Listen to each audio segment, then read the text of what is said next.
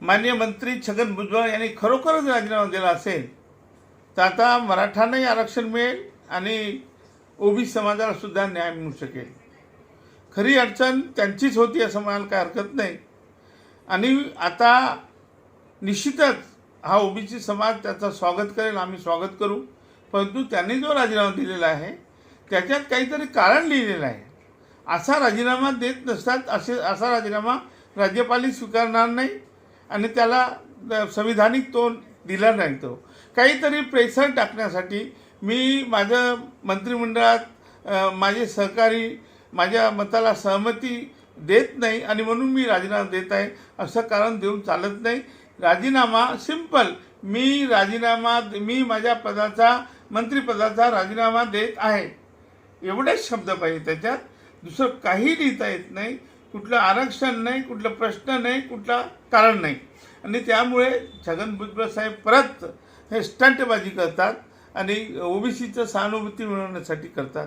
तेवढं करण्यापेक्षा माझी विनंती आहे भुजबळ साहेबांना की तुम्ही भुजबळ साहेब फक्त आणि फक्त कर्पुरी ठाकूर फॉर्म्युला वाचा, अभ्यास करा. त्याप्रमाणे कर्पुरी ठाकूर फॉर्म्युला मराठालाही न्याय देईल, ओबीसीलाही न्याय देईल आणि भटक्या विमुक्त समाजालाही न्याय देईल. आणि सगळं समाज म्हणजे हा जो जटिल प्रश्न आहे तो कर्पुरी ठाकूर फॉर्म्युलामध्ये दडलेला आहे.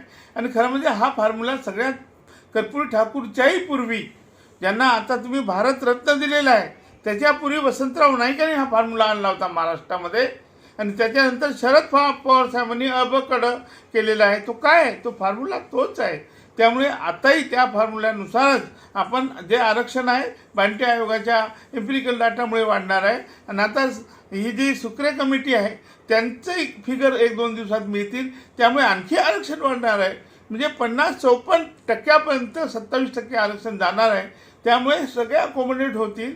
कुणब्याला मिळेल, मराठालाही देऊ शकतो आपण, भटक्यांना, विमुक्ताने, बाराबोलतेदारांना सुद्धा आरक्षण देऊ शकतो. एक चांगला निर्णय या महाराष्ट्रात आपण घेऊ शकतो. त्यामुळे भुजबळ साहेबांचं आम्ही स्वागत करू खरोखर पण ते खरंच राजीनामा तो दिलेला नाही आहे. तो खोटा राजीनामा आहे.